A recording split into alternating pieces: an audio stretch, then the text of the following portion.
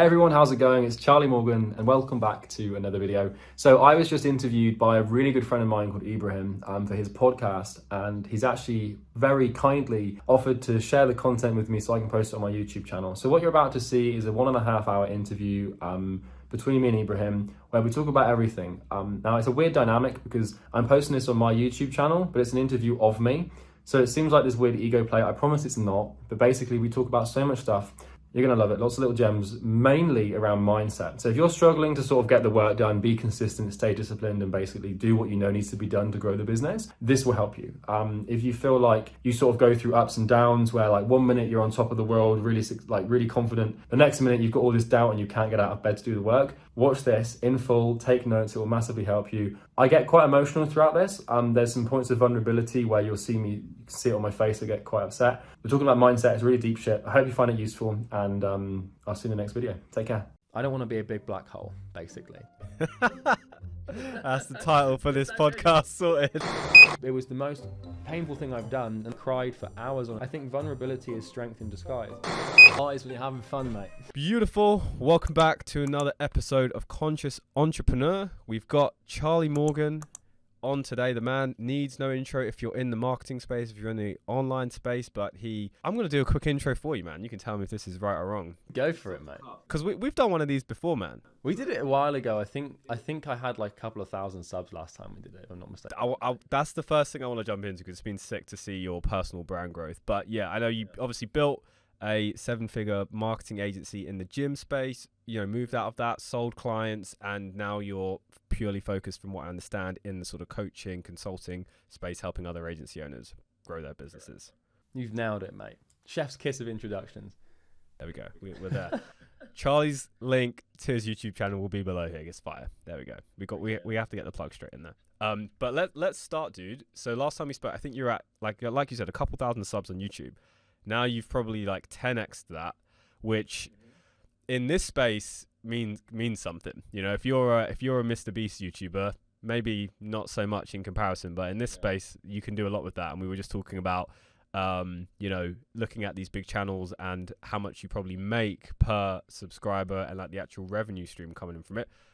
Talk to me about that, man. How's YouTube? What have you learned from YouTube? How's it been as an income source? So I think the first mistake people make when they look at YouTube is they look at it and they think, how much money can I make from YouTube ads? And like that's the primary source of like drive, is like, like YouTube's going to show ads. Like my AdSense is probably like $2,000 a month or something. It's not crazy. But the appointments we get from it are it's ridiculous. And so, to give everyone context and to be like fully transparent with numbers and stuff. So we're currently doing about £100,000 a week, which is about $500,000 per month. And that's like, I would argue that 75% of our traffic and appointments comes from the YouTube channel.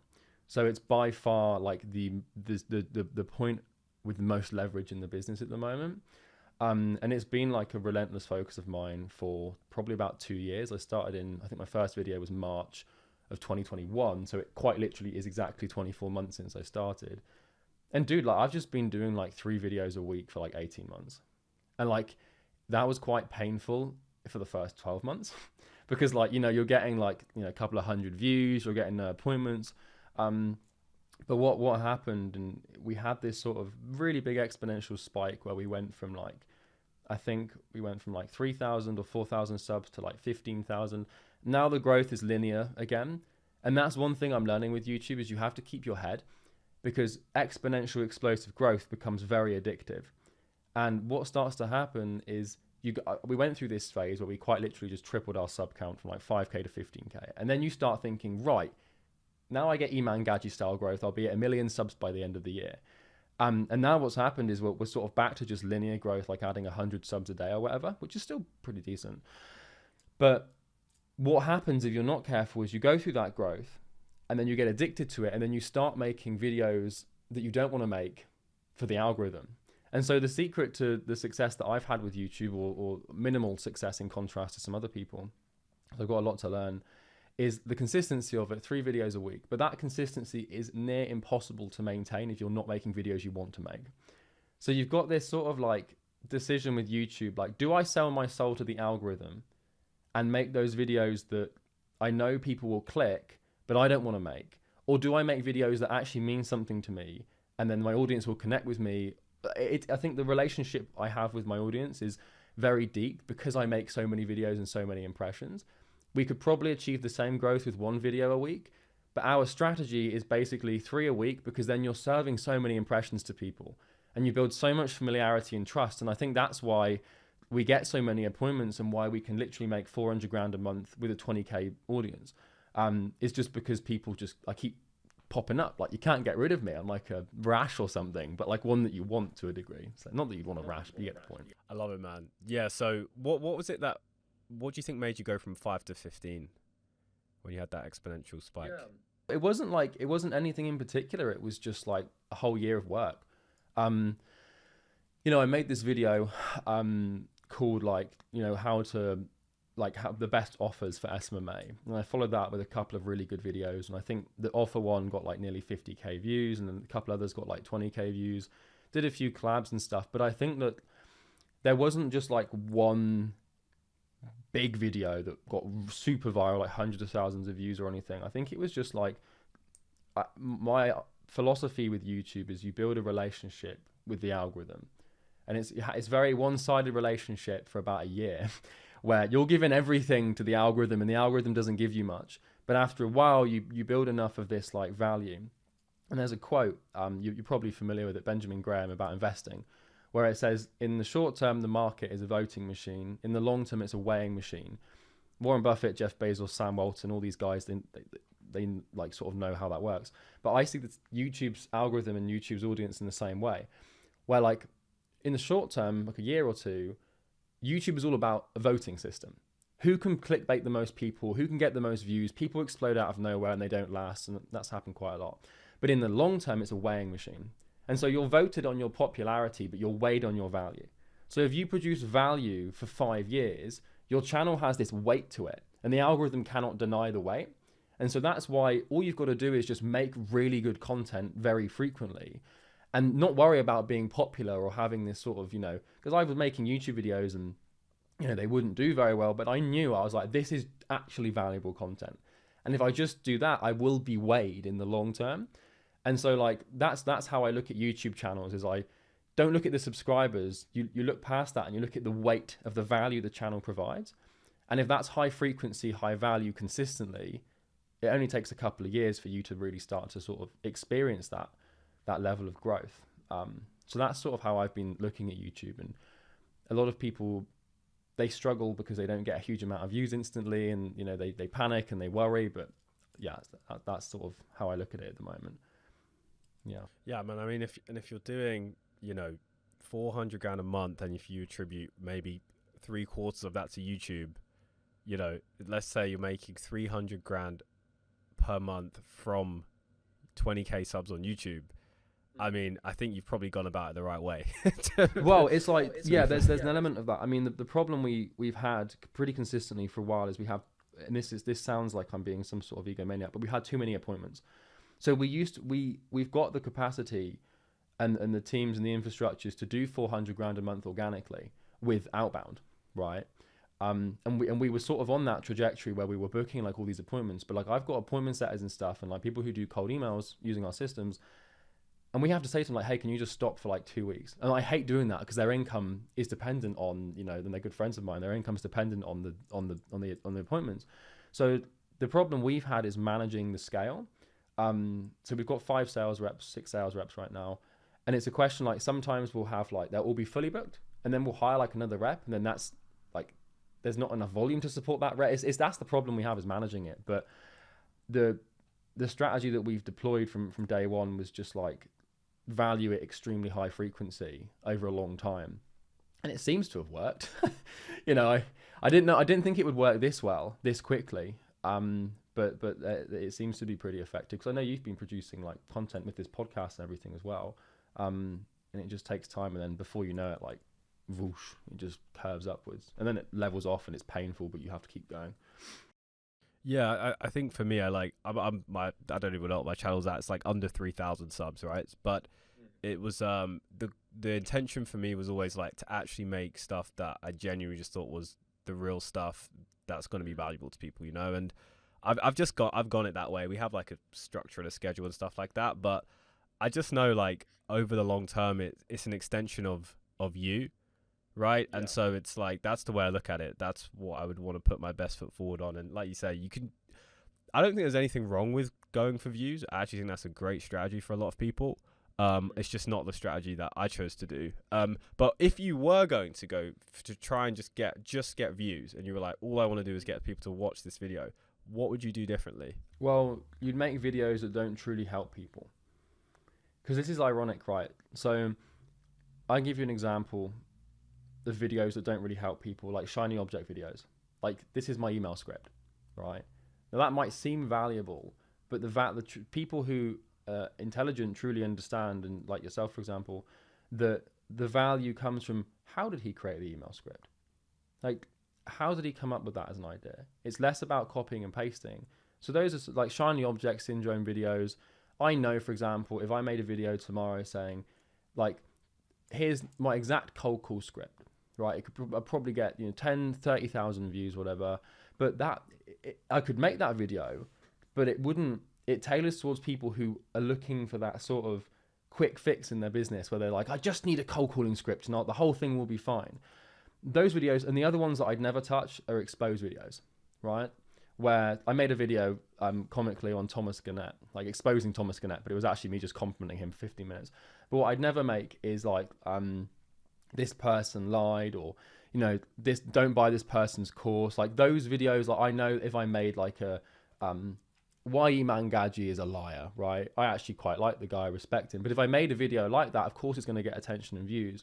But I want to make videos that stand the test of time, that cannot be disputed, and that you watch it and you think, do you know what? I've left that video with a little bit more intelligence and understanding on what I need to do to get to my goal than I had before I watched it. And that's how I feel to like all of my content and the ideas I make, is like, if someone watches this video, will they leave a little bit closer towards their goal? If I can do that every time, that is the only thing that matters. But when I'm making videos like, like, oh, I'm exposing this person, or like steal this shiny object, people leave, but they leave with a further understanding of the drama of the space, or like, something they can copy and paste that might work for a week and then stops working. So I think it's, you have this moral responsibility where I could optimize for, pure views and subscribers and everything. But once again, that's tailoring towards the voting machine. It's like, I don't want to be popular. I don't want to blow up. I want to add value to a specific type of person, and add so much value to them that they feel naturally obliged to reciprocate through booking an appointment or buying EasyGrow, for example. I think the other secret that we've had, and this is a big one that people mess up on, is I've had one call to action and one funnel throughout every single video that I've ever made. So we only sell one thing. We have one product, one offer, one funnel. And what that means is like every single video I make has the same call to action. And the thing about people is they will act on what is familiar. So if I've got like, here's my Instagram, right?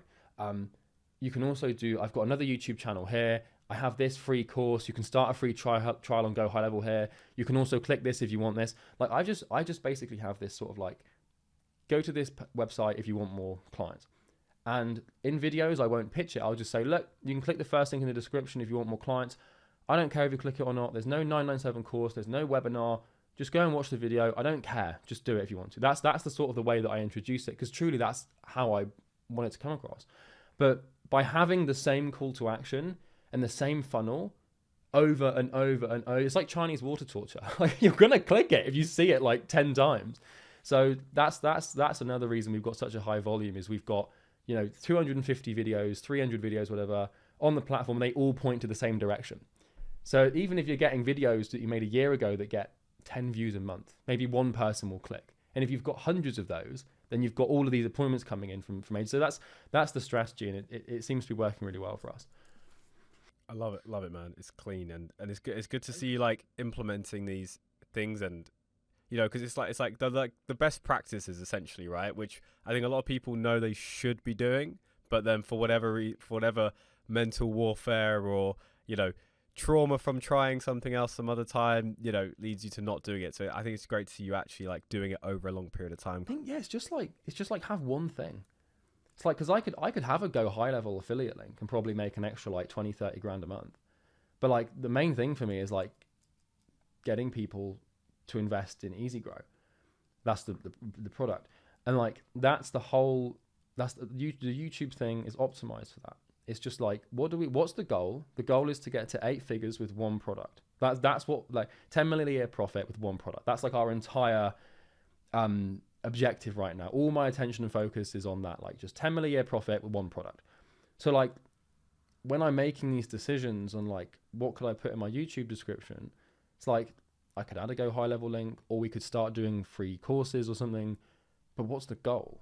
It's like the goal, 10 million a year, one product. And so when you have that sort of like, when you have a statement that you can centralize all of your decisions around, not only in business, but personal, decision making becomes really clean, and the whole business becomes clean, and the whole team knows what's going on. So yeah, I think like multiple CTAs. I mean, we've got the Facebook group, which then funnels into the thing. So technically there are 2 call to actions, but mostly it's the funnel. So it seems to be working, man. Dude, when you launched Easy Grow, I watched the video. It was like one of the best freaking sales videos ever, by the way. I loved how you opened it, dude. I was taking notes, man. I wanted to say, so something you said was it was like the most painful thing you've ever done was building Easy Grow. Why was that? Yeah, so just to give people context, so Easy Grow is the product we sell, which basically helps people systemize client acquisition. I don't want to, it's not a plug, just that's what it is. The whole goal is to make client acquisition easy for people. So, I mean, we'll touch on the sales video first. The reason that sales video was I made that in one shot. So I had that sort of Google Doc. I didn't think through what I was going to say. There was no plan or intent in terms of like, I'm going to put this cognitive bias in here, and then I'm going to introduce this tactic. It was just very organic, which is why I think it did so well. The reason that was so easy to make is because I had so much bloody confidence in the product, because I knew how good it was. So Easy Grow basically took me 9 months to build from start to finish. And it's basically, the reason it was so painful, I have a big problem, Ibrahim, where things have to be perfect. If it's client facing, it has to be perfect. So I could have built Easy Grow in 2 or 3 months. But what I have this problem when I'm creating content for the program, where, and not so much for YouTube, because like I'm a bit more willing to sort of be, free with that. But if I want to like explain a point, I have to get to the bottom of it. So I'll give you an example, right? So I made this module called Acquisition Genesis, right? And Acquisition Genesis is basically like an 8 or 9 part video series that explains my paradigm for client acquisition.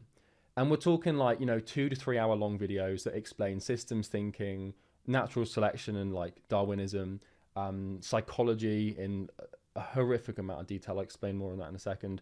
And all this stuff like metrics, like just the whole Charlie Morgan brain, like in PDFs. Like, how do I see client acquisition? The hardest part about making all of the modules was the thinking behind, like, I understand this, but how do I articulate that to someone who doesn't understand it? And so Acquisition Genesis alone, I think that took me like 3 months to make. That was the big thing, right? It's probably about, I calculated it, for every hour of training for Acquisition Genesis, I put 30 hours in. And people look at that and they're like, how? Like, how does it take you like that long just to put training together? But it was the thinking. So like, let's say, for example, I want to teach how I would use something like natural selection to explain how to find the right variables. Well, to understand that, you need to understand genetics. To understand that, you need to understand all these other things. And so like, it was going back like to find the first principles that was the hardest thing. And like figuring out, how do I layer all these videos? Because everything's interrelated, as you know. It's all interconnected. So how do you deliver it in like a cohesive manner that makes sense, that doesn't confuse people? And Acquisition Genesis, I'd argue, is the best work I've ever completed. And that was why it was so hard. Because the outbound systems, I can teach someone how to create a YouTube channel because it's very physical. It's like, right, here's how I think about thumbnails. Here's how I think about titles. Here's how I come up with ideation, because it's a system, right? I run the system every day, so I can just show people this is the system I use, and then that's the product. But with Acquisition Genesis and also Self-Transcendence, which is our mindset module, those were the 2 ones that they took the they took the biscuit from me, because it was like, it was the thinking primarily, and it was first principling things out. And then like, you know, you might mention one thing in this video, but then you have to be careful that like, can they understand that thing if you haven't made a point in a previous video? So it was creating this like interlacement or this web of ideas and then structuring them in a way where it's like, if you want to teach like maths, for example, you have to teach like decimal points before you teach fractions or whatever sort of analogy you want to use. But to understand decimal points, you need to understand whole numbers and prime numbers, and then you need to understand addition and all the way back to the bottom. So it was hell to make. But I was very fortunate to be supported by my team, who and my business partner Bo, who basically ran the show whilst I just locked myself in a room for 3 months. But other than that, like the recording, I mean, anyone who's made a course will know that it's painful. Anyone that's made a really good course will know that it's like hell, but it messed me up, man. It really messed me up for a while, like burned me out multiple times. I'm sure you've had sort of things like that before. Yeah, man. No, I feel that. I feel that. Well, like it must feel good just to like have it out there now.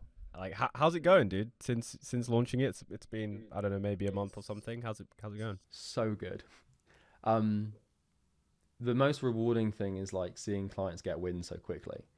So we're in school now, and we've got like the wins channel, and I think like we have this sort of like post category for wins, and I think we've got nearly 100, and we've only been live for like less than a month.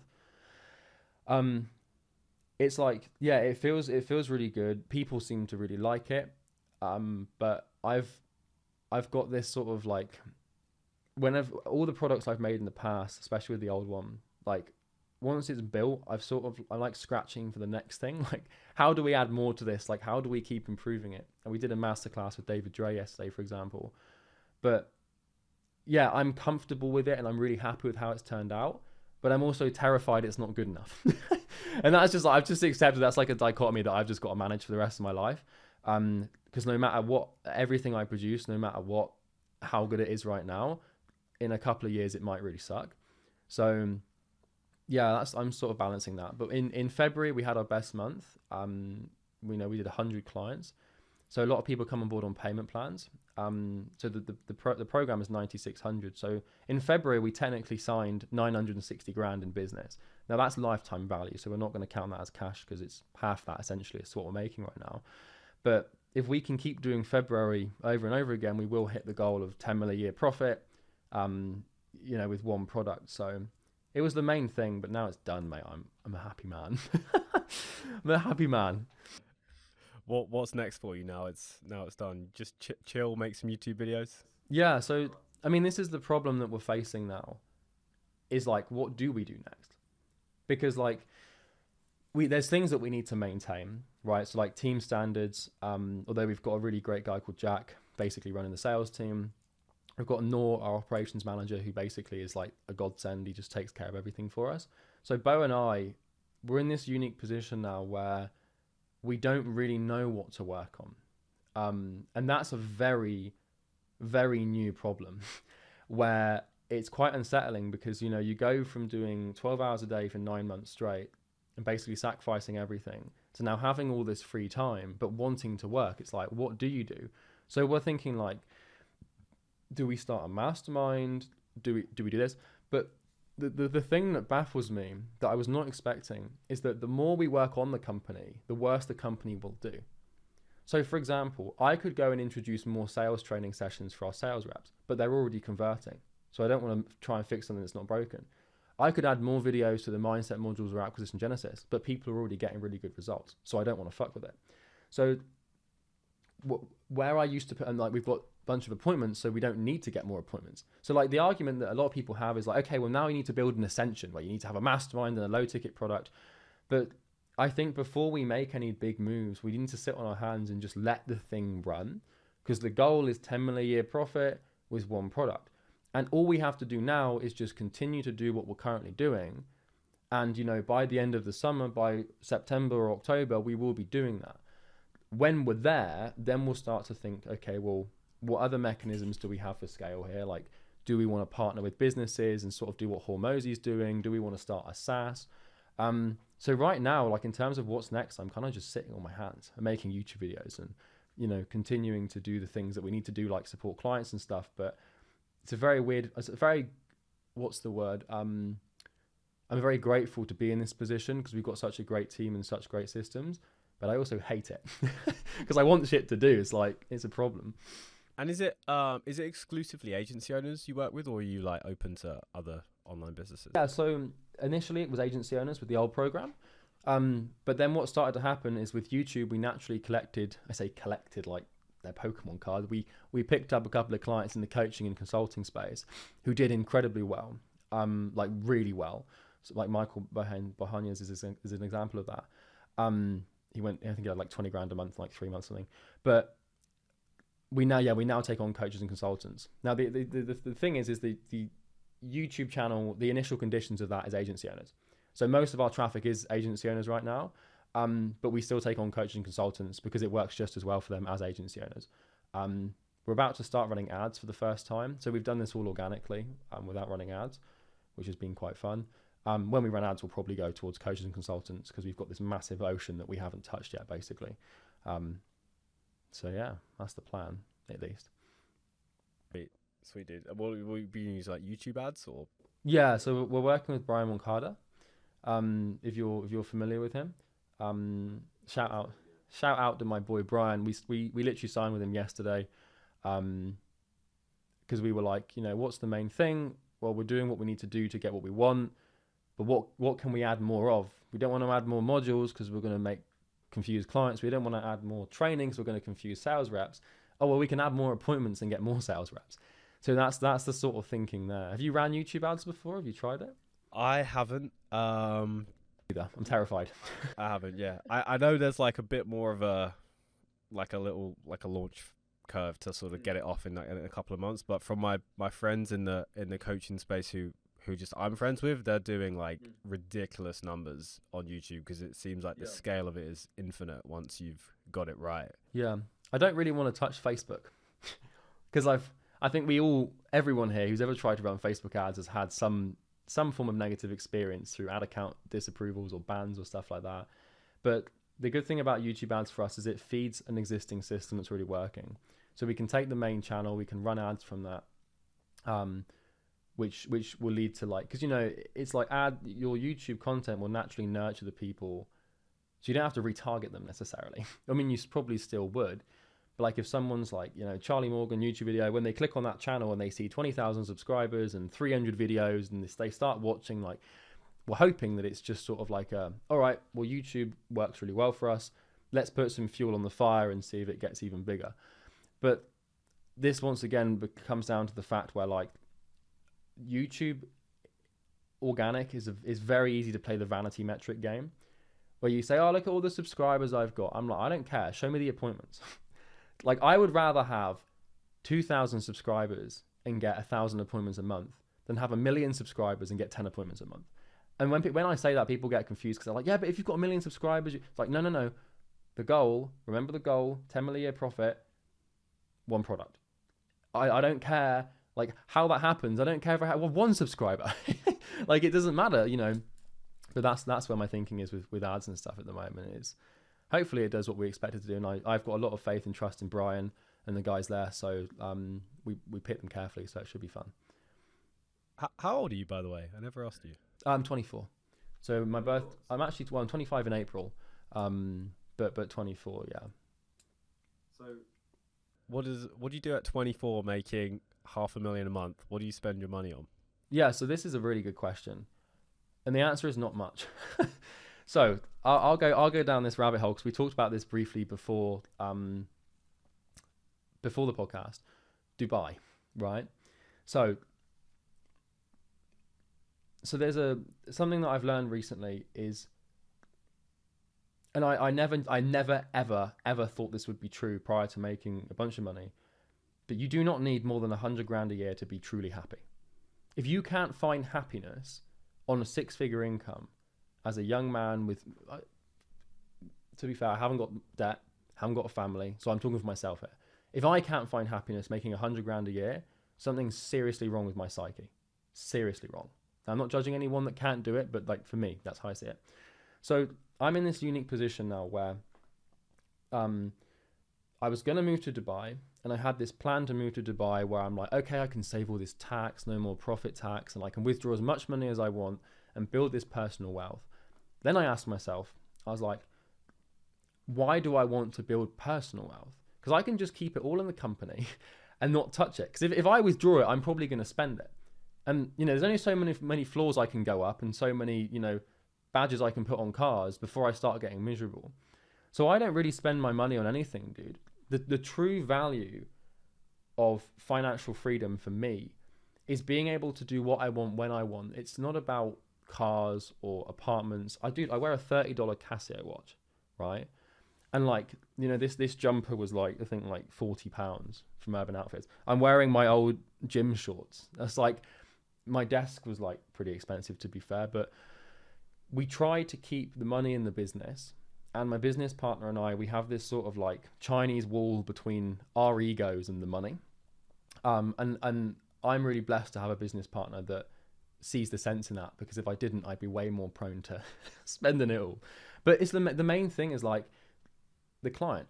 So I was thinking about Dubai and spending all this money, and I was like, if I buy a Lamborghini, is that what is best for the client? If I move into a penthouse, is that what is best for my clients? No. Why not? Well, because if I buy a Lamborghini, then I'm going to spend all this time driving a car and not making good content and supporting my clients.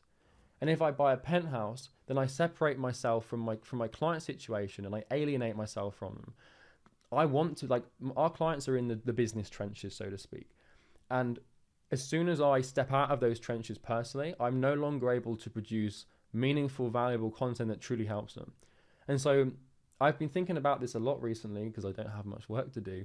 I'm going to buy a nicer car. So I think I drive like an Audi A5. It was like 10 grand, right? I want to get a C63S AMG. It's been my dream since I was like 15-year-old kid. I told myself I wasn't going to do it until I was making 500 grand a month.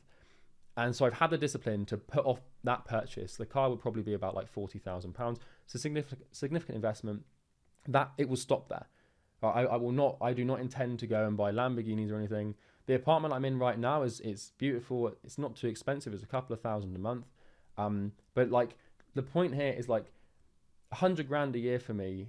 That's all I need, right? And that, of course, that's all I need. Anyone watching this would be like, well, duh. But it becomes very tempting to be like, oh yeah, I'll just withdraw like 50 grand and I'll just buy this and I'll just do that. And that becomes a trap. But the value, so I moved into this place, right? And the value I found with making a good amount of money, it's being able to buy a kettle without having to worry. Or being like, there's an underground parking space and I want my car to be parked underground, £200 a month sorted. Or, your friend comes around and they haven't got a huge amount of money, I'll pay for your train ticket, no problem. That's where like my personal money goes, but the business money, it just stays in the business. Because I want to be a billionaire, man. Like, to be honest with you, but not because I want massive levels of personal wealth, but just because I want to play the game. Like, money is a way of measuring success for me. It's a reflection of the amount of value that I'm able to provide to a specific market. And so, like, our strategy for personal wealth is to keep all the money in the business and to use that money to just passively invest it, like a 4 or 5% return. Don't do anything crazy. Keep helping clients, keep adding value, because we could go down the route of Dubai and and then like you've got all of this shit. I was thinking about Dubai and I was like, I don't want to live in the desert, right? It's a beautiful place, beautiful people that live there. It's wonderful, but it just didn't sit well with me. So to answer your question, like, I don't really spend my money.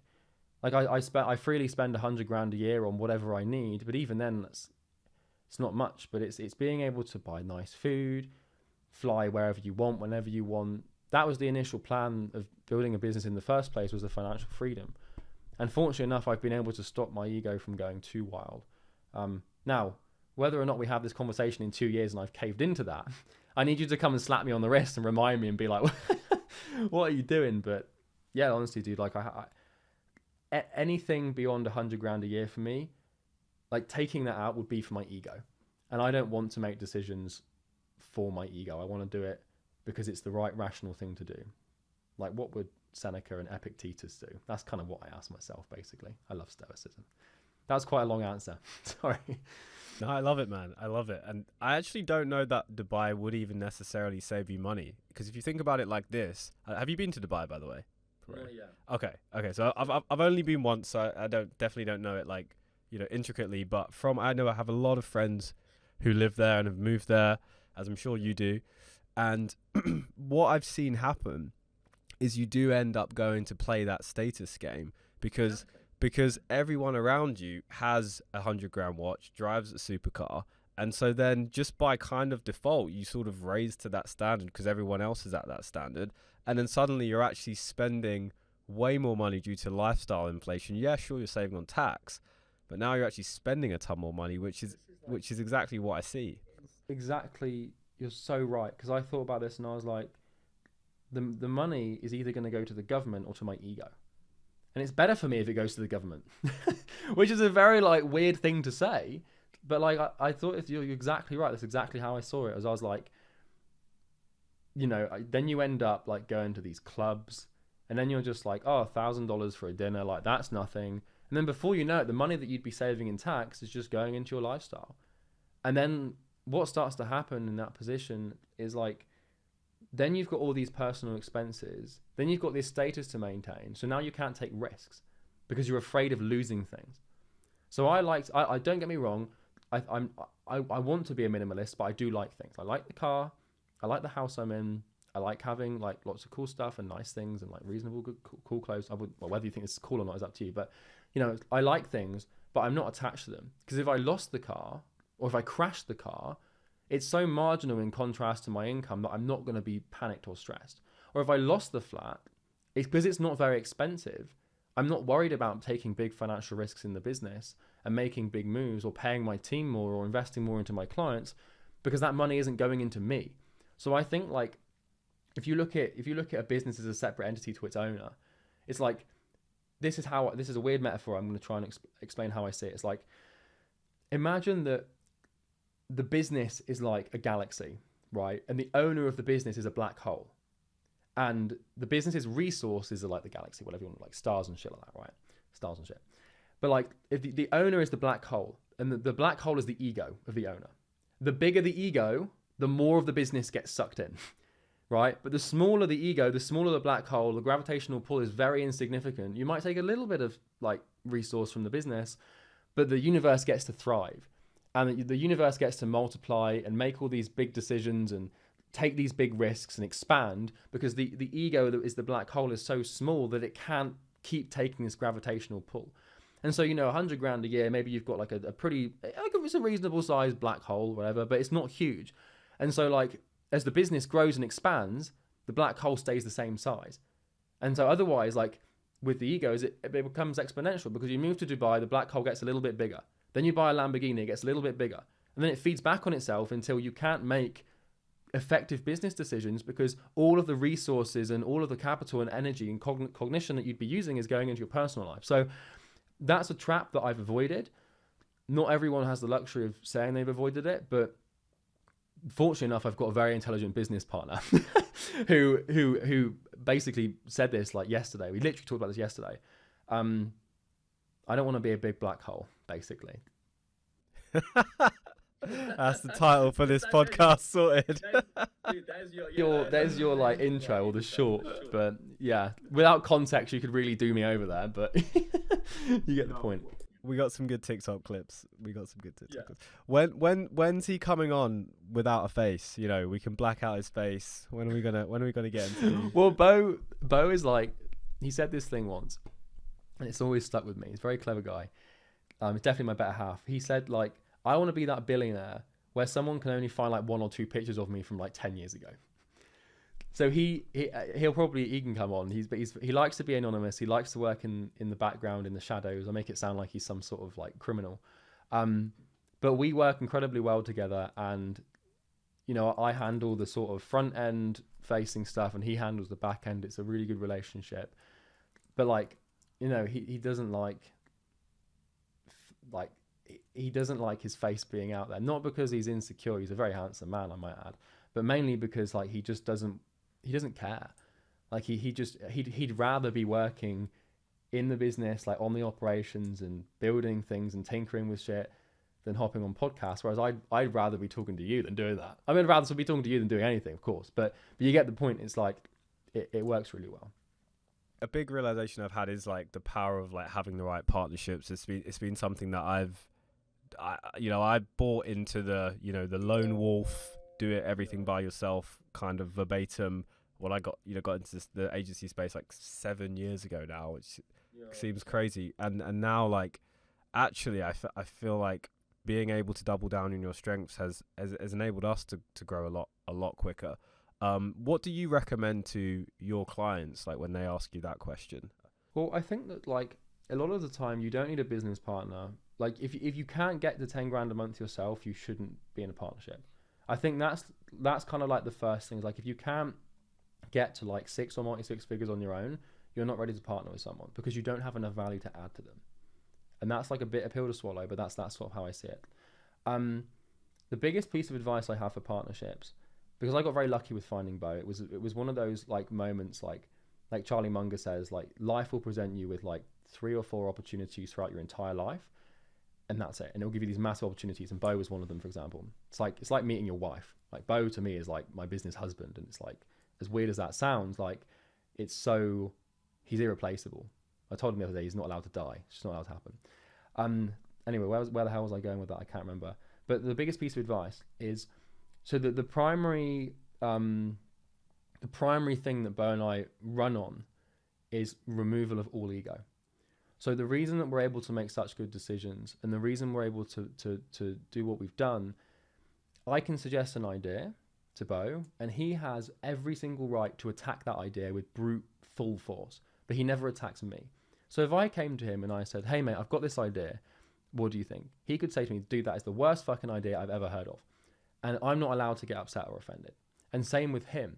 He could propose an idea, and I could say, that's a really stupid idea, I hate it so much, here's why. And we've got this ability to it's never me versus him. It's us versus the problem. And so what we're trying to do when we're trying to solve problems and evaluate ideas and decisions, because we make all of our decisions together, is the other person will always play devil's advocate, even if they agree. And this was why we avoided the Dubai trap, because we both were really keen to do it. And then Bo one day was like, hang on, why? And then it only took us like half an hour of discussion to realize we were making this big mistake. So that's the biggest piece of advice I have, is leave your ego at the door. And like, if I propose an idea to Bo and he attacks it, I'm not allowed to get upset. Because as soon as I start defending the idea, I can defend the idea if I still think it's right, I can push back. But as soon as I take it personally, then the whole thing falls apart. And we have this philosophy and this cultural thing with all of our team members. So like, all of our team, we get together on Fridays, and we've got this Slack channel called Team Items. And basically any team member, regardless of where they are in the company, can add something to the items and suggest something. And then on Friday, we get on and we'll talk about it. And sometimes, like, it'll be a great idea and we'll implement it. But most of the time, the ideas are rubbish. And that's not just the team, it's me and Bo. 90% of the ideas that we come up with, or new things, we say no to. Because we don't need them. It's like, oh, why don't we start doing this? It's like, we don't need it. So why are we going to do it? So that's the main thing that I found with the partnerships, is like the complete removal of all ego. But I got really lucky with Bo. Like, we complement each other very well. It's pretty cool. Because I know you've got a partner, right? How does that dynamic work for you guys? Dude, it's funny what you were talking about, because I'm pretty sure you mentioned that in our last podcast about being able to just attack that idea without really taking any offense. And that was exactly what I implemented with me and Josh. I said the exact same thing to him, and finding him, it's funny because I have an office here in this space I'm at with a couple of buddies who are also in the agency space. We're just in that like hustle mode at the moment, and they see me on with Josh and they're like, how the F did you manage to find him? How does he have that level of commitment? How is he and I'm just like, honestly, I don't know, but part of it is that it's just the fact that we have this just ruthless honesty with each other. And I didn't he's younger than me, so he saw me, and part of him probably was liked my values, like the lifestyle and all that kind of stuff, so he was attracted. But it was because of that, right? And we just have these very, very frank conversations where it's never about ego. It's always about what is best to get to the common goal. And I think what I've found, because I actually fell out of love with the agency model for quite a couple of years. I just sort of coasted it, didn't really do too much. And last year I actually found that fire again. And the way I found that fire, I was actually at a mastermind, and it was basically having the realization of, okay, well, what is the thing that I truly, truly just love to do and would just do it for free, would just do it anyway? And it doesn't have to be anything to do with business. What is the thing that lights up my soul? And it was like when I was coaching, because I coach guys, right? And it was when I'm actually coaching guys and helping them have those like true internal breakthroughs, right? Where it's, their life literally changes. That to me is like my crack. And I then realized, okay, well, how can I apply that to business? Is that possible? And the answer was, well, of course, because in that role of building a team, it's the same thing, right? It's coaching. Every day we jump on our calls. It's like 7:30 a.m. in the UK time.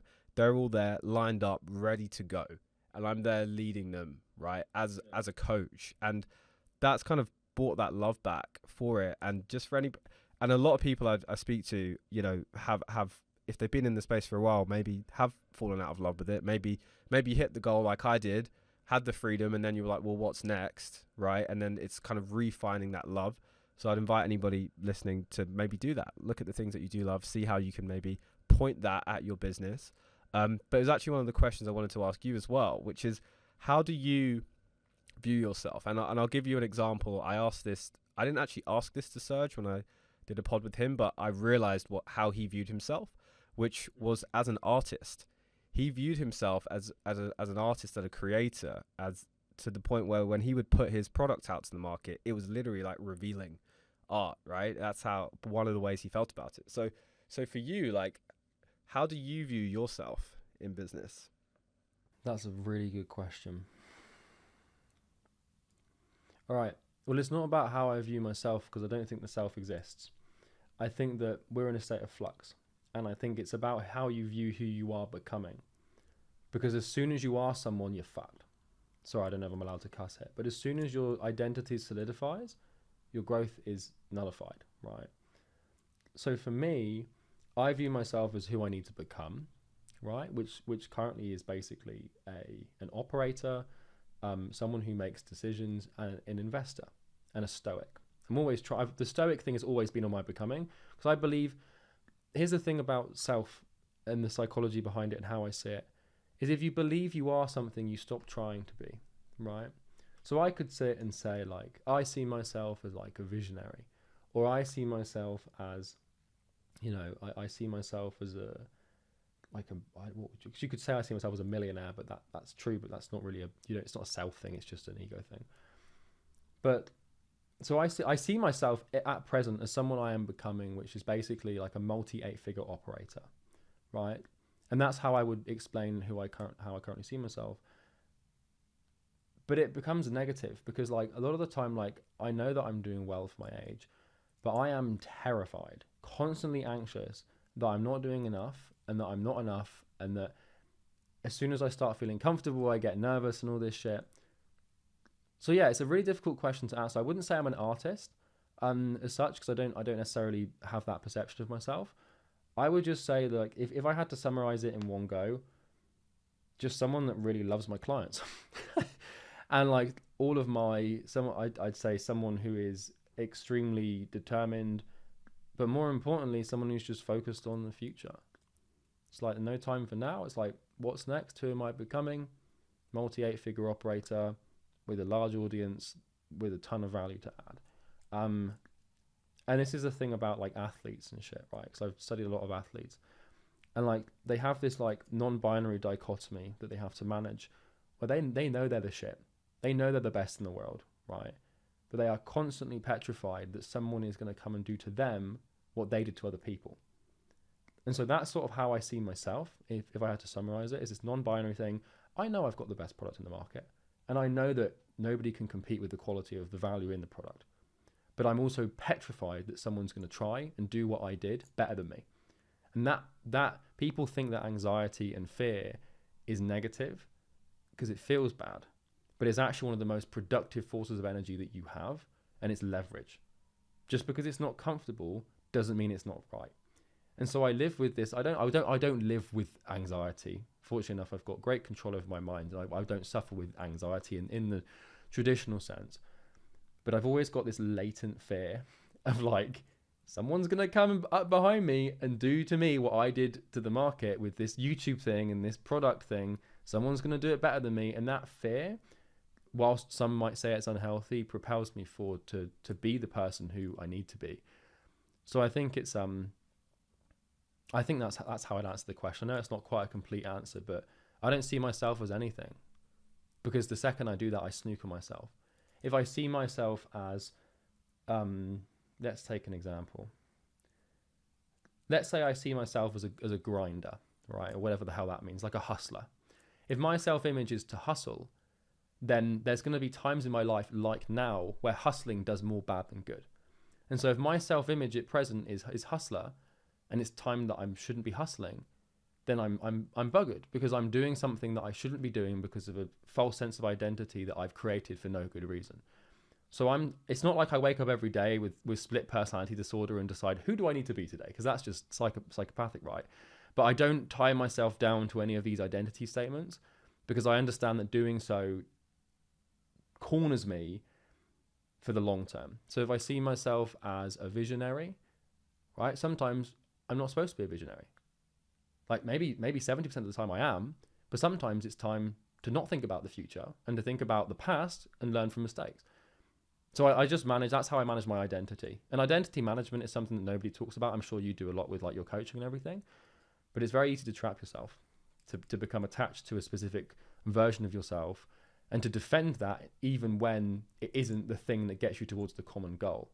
Look at Sam Ovens, for example. I think the person who probably did this better than anybody else. Like his whole external identity was like coach, consultant. Then he moved to school, and then he got rid of his whole mastermind. That mastermind, Quantum, has been his identity for 7 years. Suddenly, I'm not a masterminder anymore. He's not attached to it. He's like, who do I have to become? I have to become a tech CEO. And when the time comes, he'll probably shed that skin and do something else. Angel investor, I expect.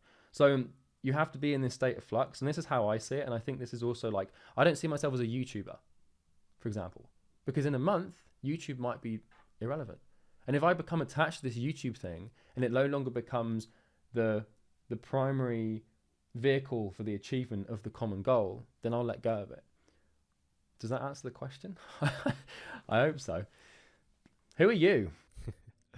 It's funny because that's the first module I teach in my mastermind, which is who am I, and it's a very long module which I don't like to give the answer to, but in the same way, you know, to give clues to that, I just look at, who are we not? And we're not our thoughts, because if you've ever meditated, you've realized that those thoughts can stop for a minute.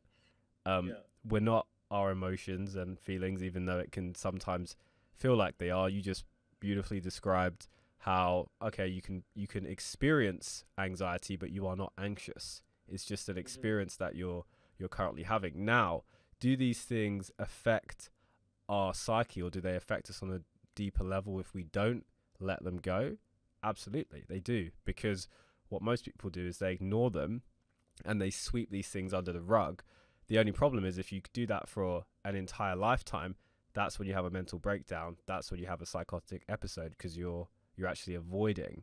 And it's a fine balance between having that mental fortitude, which absolutely can get you extremely far, but also accepting and facing what is. I guided at a retreat recently here in Bali, and I have this process called trauma transmutation that I teach to my guys, and trauma has this whole negative connotation. Dude, it's the most wonderful thing that can happen to someone. Like the potential, the amount, like trauma is like psychological fossil fuel. Like there's so much potential to grow from that. Like it feels horrible, and often it is horrible, but like, as you're probably aware, that there's this thing called post-traumatic growth. And like, dude, the biggest breakthroughs in my business and my life have been through processing trauma. And I've been crying on my ex-girlfriend's shoulder for like 45 minutes, and the next month I have my best month ever. So yeah, just wanted to say, anyone that looks at their trauma and sees it as a negative thing, that there is so much potential in that sort of ball. It's like a ball of energy. It doesn't feel nice, and you push it down. Do you know, I was talking to Mark Dharma once, and are you familiar with Mark? Yeah. Absolute hero, legend, right? And he describes trauma as like beach balls in a swimming pool. So like, you've got like these beach balls. You're in a swimming pool. You know, when you try and push like a ball down into the water, like the air inside of it naturally wants to pop up.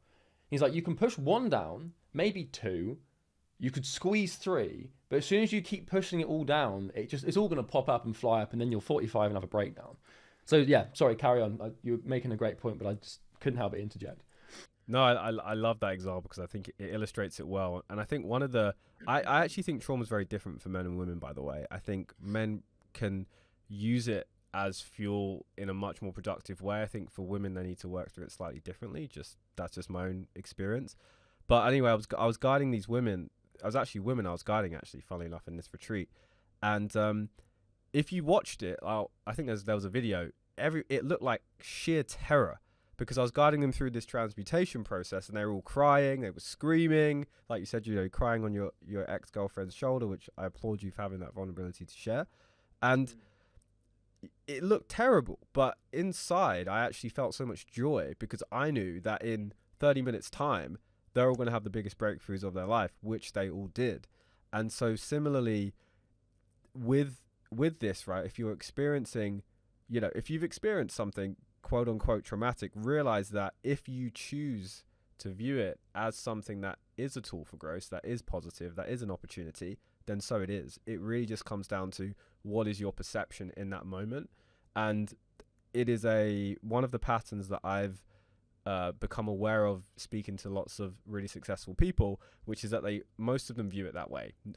I've never heard one of them play the victim to their past. They've always said, yeah, mom, was an alcoholic, abusive, or whatever. That taught me to become the most caring, the most, successful version of myself, or XYZ example, right? So I think that's key, but then it's okay, well, how do you deal with it, right? Because then in practice, it can sometimes be hard to want to actually face up to that feeling, because it really hurts, right? Because when the thing happened, the only way to let go of it is to then ultimately re-experience some form of that to move it through you, right? What happened to me is like, that's like a victim statement, but essentially what happened in my life in the past. So I was bullied. And I might get emotional, I talk about this, I don't know yet. But I was bullied when I was basically in year 7 of school, so about 11, 12 years old. Pretty heavily bullied, didn't have any friends, probably for about a good 2 years. And I locked that part of myself away and I repressed it. And what started to happen when I started my first business is I would have these ups and these downs where I'd be super productive and I'd be on top of the world. And then the next day I'd be like doubting myself and I'd have all this fear, and you'd have this oscillatory nature of behavior. And it wasn't until I did some digging and I basically I looked at this thing and I basically took myself back to being 12 and like eating lunch in the toilets because I had no friends, being pushed around and pushed over, like being beaten up, being psychologically abused, all this shit that you don't want to go through. And I relived it and I shut my eyes and I took myself back to that kid. And I saw it from the third person, you feel these emotions come up, horrible stuff. But basically what was happening is inside of me, because I repressed that stage of my life. So what that meant is inside of me, in some deep part of my shadow or my psyche, was a 12-year-old kid who was convinced that he was this massive victim and that he hated his life and things were awful. So I wasn't conscious, because I had these emotions every now and then of don't know where they came from, but I believe that emotions that come out of nowhere are typically going to be from a part of you that you can't that can't talk to you. So you have no choice but to listen. And basically what I did this with a coach, and what I basically concluded was that there's this 12-year-old part of me that was repressed. This part of me is convinced that the world is out to get me, that life sucks, that things are horrible, and that I'm worthless and that I'm always going to be lonely, right? That would manifest in my business by me self-sabotaging. I'd get a certain level of success and then I'd break it down because 1.2% of me was convinced I didn't deserve it for whatever reason, because of this being bullied thing. And it wasn't until I sort of, dug into my psyche and I basically went back through it and I said to this 12-year-old version of myself, I said, look, dude, it ain't happening anymore. Because you went through that, future Charlie put himself through a bunch of pain so he could have control over his life and be truly happy and create an impact and basically do the antithesis of everything that you experience. Like, open your eyes. I'm not going to repress you anymore. Come and see what we've built for you. And that's called integration, shadow work integration. You're probably familiar with it. And as soon as I did that, it was the most painful thing I've done. And like I said, I cried for hours on end with my ex-girlfriend's shoulder. I'm not even afraid to admit it. I think vulnerability is strength in disguise. And I processed it. And as soon as I did that, that was when I was able to come up with a vision for the company. It was when I was able to start building a proper team. And it was when the business became about the business, not about me. Because up until that point, all of my actions and trajectories had been to unconsciously convince this 12-year-old kid that there was no longer any problems. And so, I kid you not, the couple days after I did that, I had ungodlike clarity on the mission statement of the company, which was make client acquisition easy. And then I knew exactly what I had to do. That's when I started building Easy Grow. And it all just fell into place because all I did was I sort of got rid of this psychological burden. I wouldn't call it a burden because it was the best thing that I've ever carried, essentially. But now, like, that 12-year-old inside of me still technically lives inside of me. But like, he's like, oh, like, we're groovy. Like, this shit is fine. Like, we're not being bullied. We're not being, victimized, and we're safe and we're happy. And I think that sort of post-traumatic growth was the key. So I didn't cry. Usually I cry when I talk about it, but I'm in a position now where I've processed it to the point that I'm actually grateful for the experience. And if I was crying, it'd be tears of gratitude. But yeah, that kind of gets deep. But I think everyone should give it a go if they feel like it's necessary, because if you're self-sabotaging, you've got something to find. You might not think you do, because I completely forgot about being bullied. Like, I completely just didn't even cross my mind that was what it was. I was convinced I just need to buy some blue light blockers and have an Aura ring, and then everything would be fine. But turns out it was the trauma. So yeah, man. I'll be vulnerable with people, because if that helps other people look at their past and think okay, well, maybe there's something I need to dig up.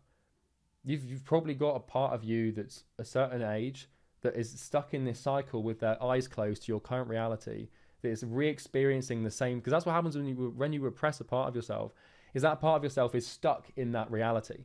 And even though you're not conscious of it, it still thinks that life is that way. So one small part of you is convinced, and that will naturally manifest into your actions. So as soon as you start seeing freedom and growth, and you're no longer a victim, part of you is convinced you still are, so it will direct your behavior against the reality you're trying to manifest. So you're against yourself if you're not aware it exists. So anyway, it's a very long answer, but that's what I wanted to share. Get that off my chest. Feels very good. I have to go and sit in a dark room for 3 hours now.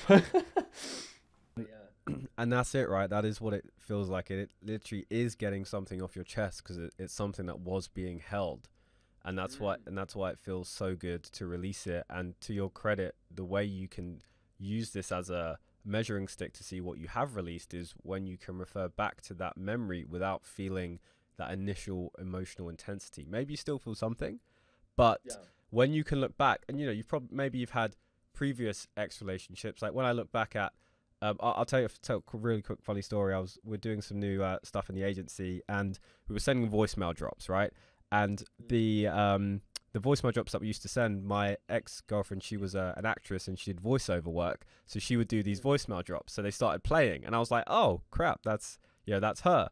And nothing came up emotionally, right? It was just that thing happened, right? And it was actually a fond experience, and that's the way to know when you fully process something, because a lot of the men I work with, going through this stuff is difficult because we're so much more logically wired. Then the key to this is really actually being able to get to that emotional part, right? To be able to have that release.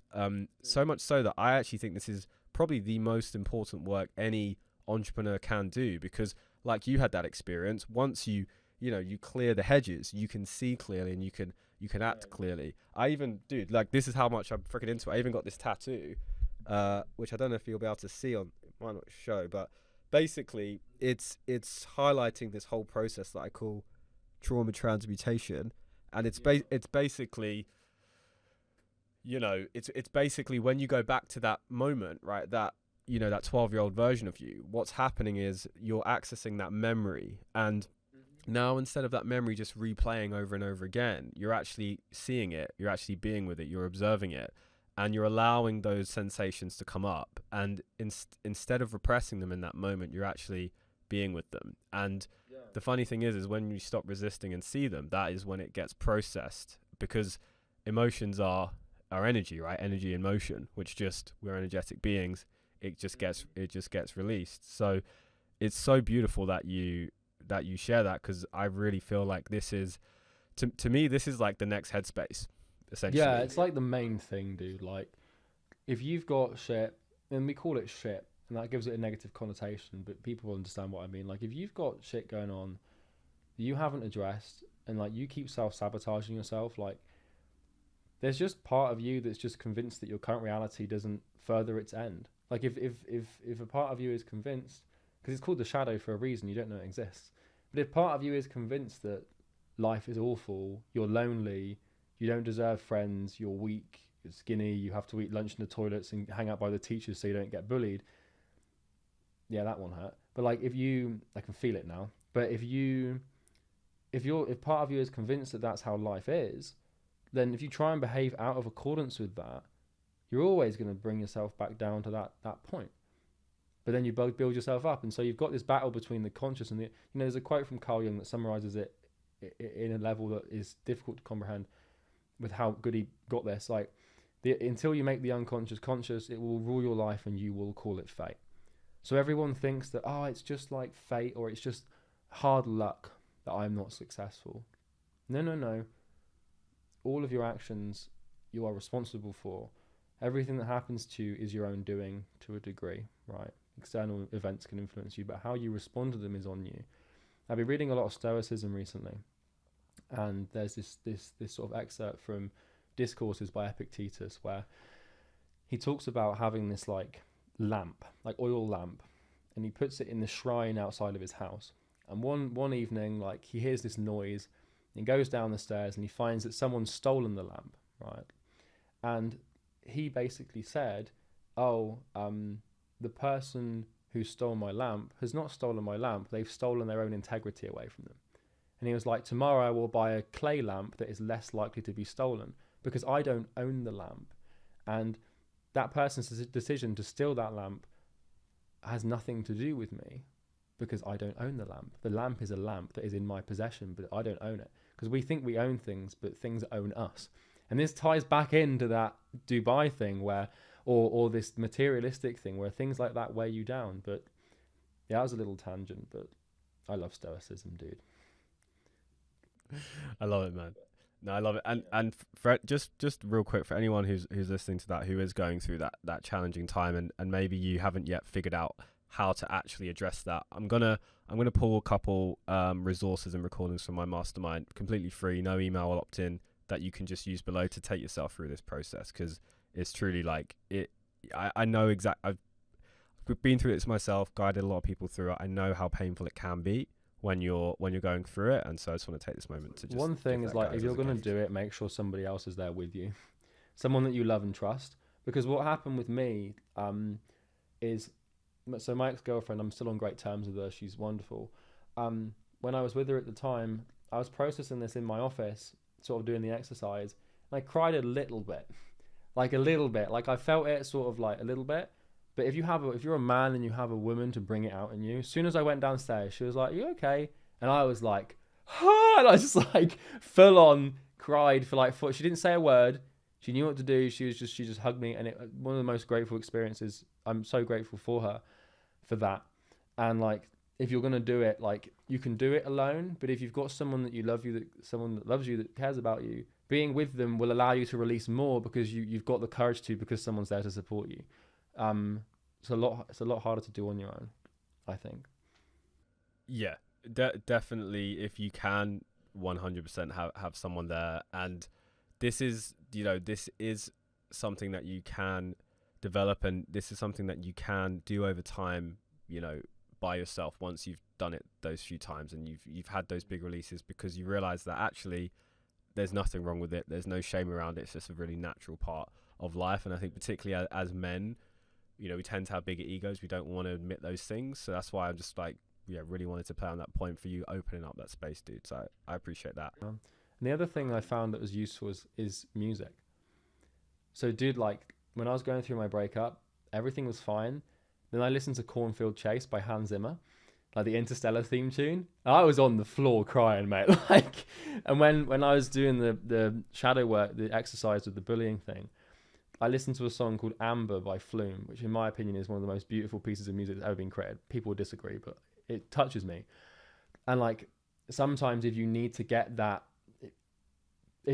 out of you, like find a song that you find just so beautiful, like Time by Hans Zimmer or Interstellar theme tune or Cornfield Chase or whatever your poison is. And that's like, dude, that will just like, I believe that music extenuates the current emotional circumstance you're feeling.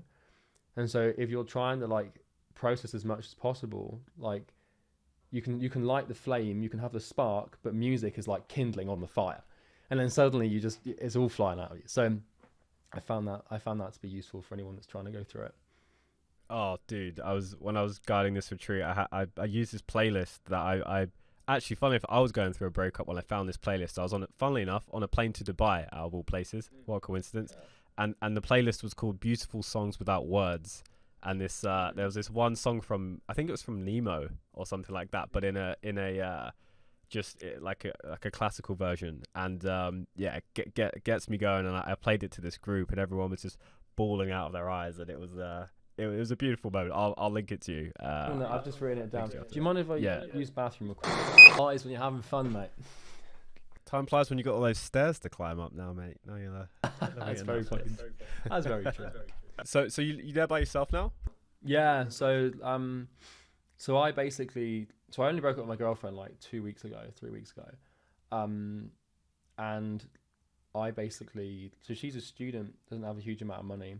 So I'm basically paying for the rent at the old place and then also with this new place till she gets on her feet, basically, because she's done so much for me. She's wonderful.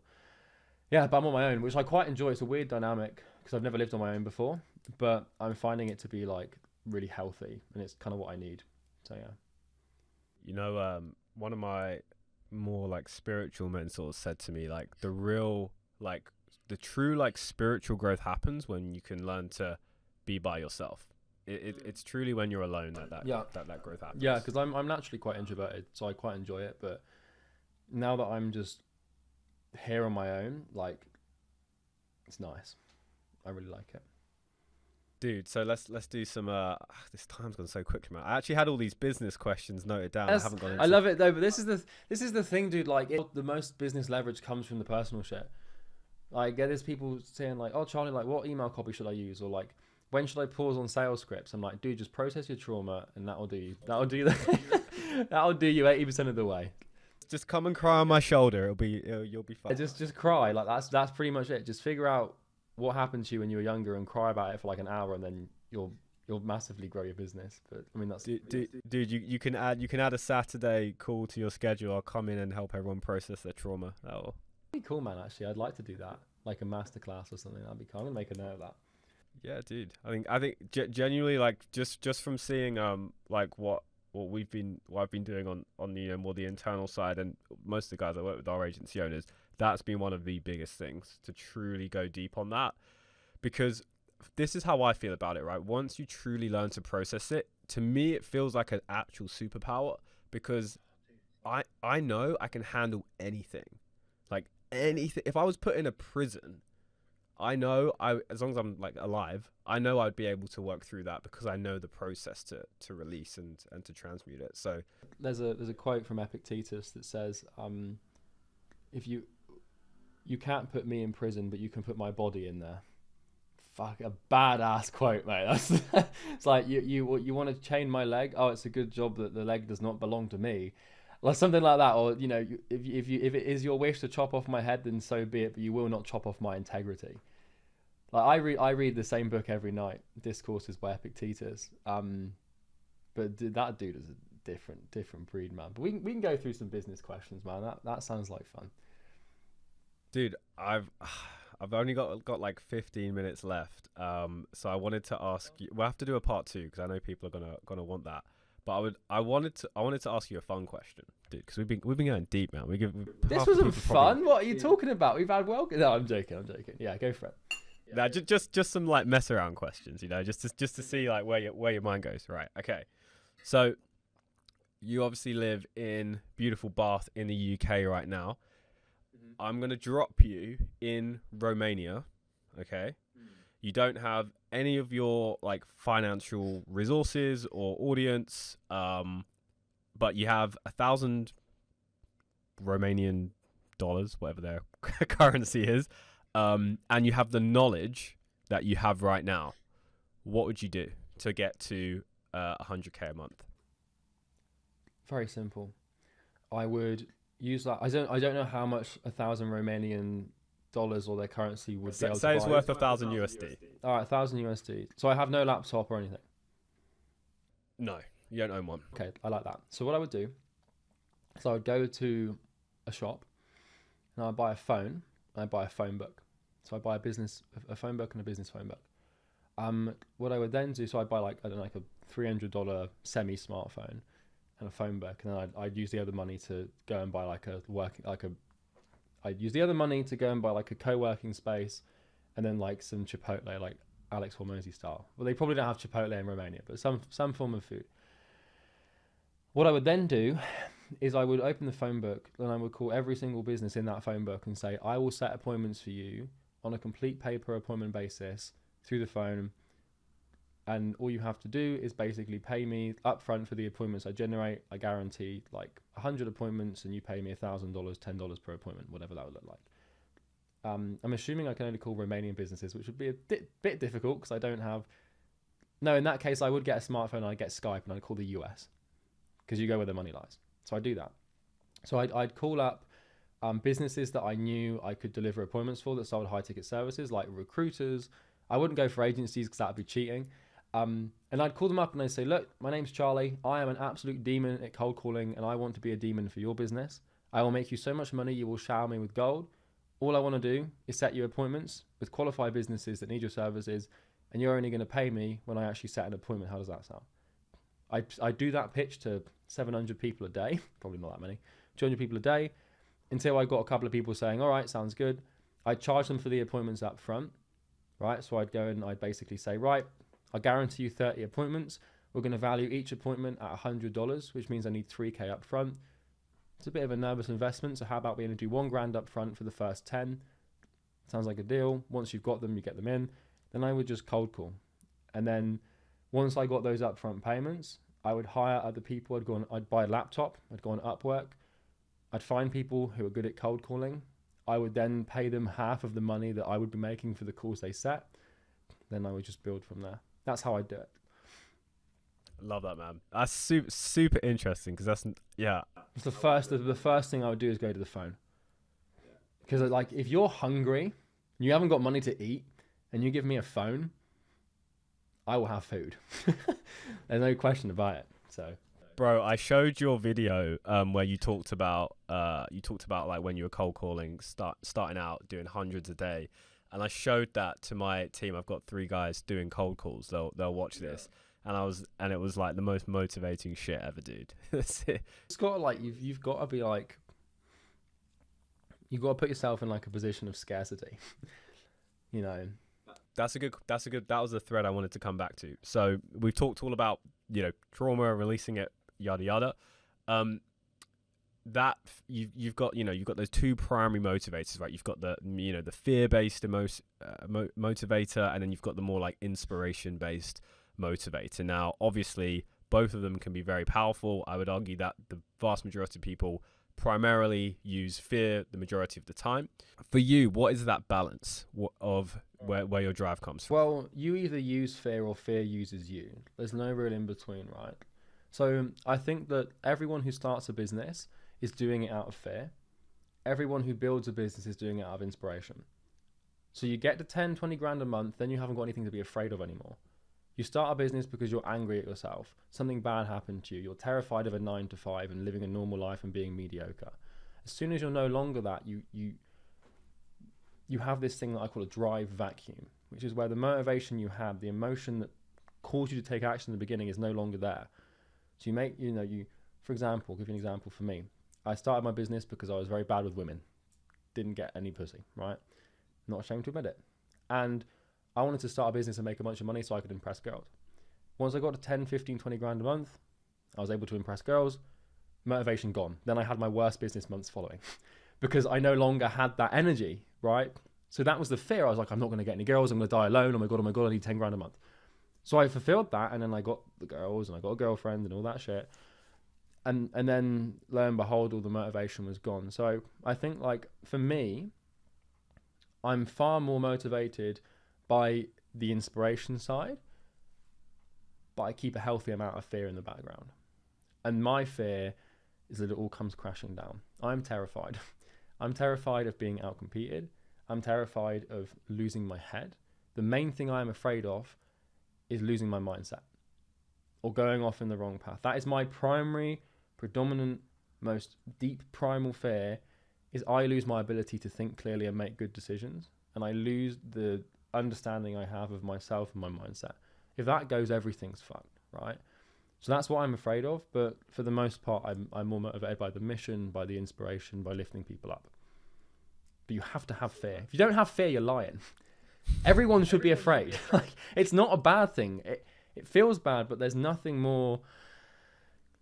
is more like, dude, if I woke up tomorrow morning and suddenly my YouTube channel got died, that makes sense. If my YouTube channel died and like it was deleted and I had no appointments coming in, I would get on the phones and I would cold call for 12 hours a day, right? So, because I'd be afraid. If you're calm, you're not going to be urgent. Urgency is the secret. So yeah. So you said that primary fear was that it all comes crashing down and, or you could lose your mindset being a big one. Well, it would all come crashing down if I lost the mindset. Got you. Okay. What about health? Yeah, I'm not really afraid of that. What do you mean? So for me, my number one biggest fear would be like being, in an unhealthy position where I wasn't able to like function or, had some kind of serious health condition. So this happened to me recently. I say happened, that's a victim statement, but this is something that I've been facing. It's long COVID. So I haven't been able to go to the gym for the best part of 7 or 8 months. So in July last year, I got COVID. And now whenever I exercise, my body triggers an immune response for some fucking reason. Went to the doctor, did some tests, and she was like, you've got long COVID, just got to ride it out. It was really frustrating for a while, but in terms of health, I am not my body. I will take care of it. I will treat it like a temple. I will eat clean. Even though I can't exercise, I still walk 5 kilometers a day. I still stretch every morning. I still meditate. So I have to move, otherwise I go insane. It's still my responsibility. But I have this, I don't know if you could call it stoic, but I have this thing, dude, if my time to die is tomorrow, then so be it. That sounds really like dark and morbid, but it's not within my control. If I went on holiday to Kenya, and then if I got malaria and that wiped me out, like that'd be awful, but it's nature, right? So it's easy for me to say that, but when I have malaria, it might be different, right? But I'm not particularly afraid. I do everything I can to maintain stellar health and to take care of my body. But if the universe decides that my time is now, then so be it. There's a quote from Epictetus that says, I must die, but must I die bawling? Which I like. I think that's like a badass quote. So I would be afraid for my health if I was taking actions that led to it being detrimental. So for example, I don't eat sugar, I don't drink, I don't smoke. I don't do anything like, I don't do drugs, I've never touched the stuff. So I have super clean health. I take care of myself in every way that I possibly can. I don't do anything that jeopardizes my health. And it's not that I don't have anything to fear, but I don't want to waste time worrying about things that I can't control.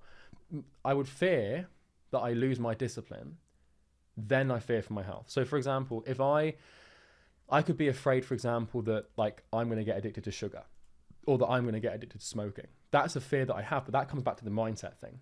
Because like I said, if I lose the mindset, it all comes crashing down. So my fear is to do with the mindset. My fear for my health would be if I didn't have the discipline to maintain a healthy body. But it's like, I could get really ill. It's not Like I learned this when I was in my ex-girlfriend had pneumonia. We had to go to A&E. We were in there for like 5 days, and like that was one of the biggest things for me. I was like, I need to take care of my body because I do not want to be in this hospital. But then again, if I had to be, then so be it. If that's where the universe intends me to be, and if it intends me to suffer in that way, then I will do it to the best of my ability. But I'm not afraid, because that's just, it's a natural fear, but it's also not very worth, like I can't justify spending cognitive energy on that fear. But then again, I just don't feel it, so I don't really try not to, if that makes sense. Makes sense, dude. Makes sense. I love that. All right. One last one for you before we wrap. I think I may have asked you this last time, so it'll be interesting to see if your answer is the same or different. So your last day on Earth, it dovetails perfectly from this last topic. So your last day is very far into the future, all being well. Hopefully, yeah. Touch wood. My lack of fear might screw me over, but hopefully not. Yeah, no wingsuit base jumping. You've achieved everything you wanted to. If your goal is to have a beautiful family, you've done all of that. You've impacted everyone you've wanted to impact. You've hit all those goals. It's your last day. You can't leave any of that material possession behind, but you can leave one piece of wisdom or some parting words. What would you leave to the people that you love most? Manifest your potential against all odds. That's what I would say. Because last time I said the last time I said something to the effect of like, become he who can or become she who can. So pick your goal and build the character to achieve the goal. But I think if I was going to re-summarize that, I would say manifest your potential against all odds. Do everything you can to bring out everything that you can be. Because that is your sole moral, in my opinion, that's your sole moral, ethical like duty in this life. Like, you've been given life. Like, for crying out loud, do you know how lucky that is? Even though it might suck and you might be suffering, you've been given life. And that is like, and I know this sounds super spiritual, but like that is so rare and you're so fortunate and so like, it just blows my mind that people just don't recognize the importance of their duty to bring that life to the highest level possible. Inside of you is a huge, like, you are a bundle of potential. You can do anything you want. To not manifest that in the purest way with the best intentions in accordance with nature, in my opinion, is tantamount to, being the devil. So that's how I would see it, man. Manifest your potential against all odds. You can help anyone, do anything. You have a duty to your fellow humans and yourself and your family. Lead by example and manifest your potential. I sound like Tony Robbins, don't I? Well, actually, I probably don't quite sound like Tony Robbins. He's a lot better at this than I am, but you get the point. I don't know, man. I've been to quite a few of his seminars, and his voice is kind of going now a little bit. I think his voice box is about that big. What's he like in person? Absolutely humongous. He is a giant. Yeah, I'd say out of everyone I've met, he probably has. There are certain people you meet and they just have this aura about them, this energy that you just can't explain it. He has probably one of the most magnetic auras I've ever experienced. It's a presence that I've never experienced. It's like charisma on steroids. Like, yeah, you just can't take your eyes off him. He's a different breed, that guy. Yeah, but definitely recommend like trying him out. Just to be in that space is pretty transformational, I'd say. But dude, really, yeah, literally didn't ask any of the questions that I wanted to ask you, but I'm so glad because this went in such a great direction, man. It's been a pleasure, my friend. I really appreciate you having me on. And anyone who's not subscribed to your podcast or channel is doing the wrong things. Go and subscribe to Ibrahim. There we go. Well, I was about to I did the job for you. Yeah, I mean, if you just for me specifically, don't buy anything. Just go to my YouTube channel and check out the videos if you want. No stress. Cool. Peace out. Thanks, bro. See you, everyone.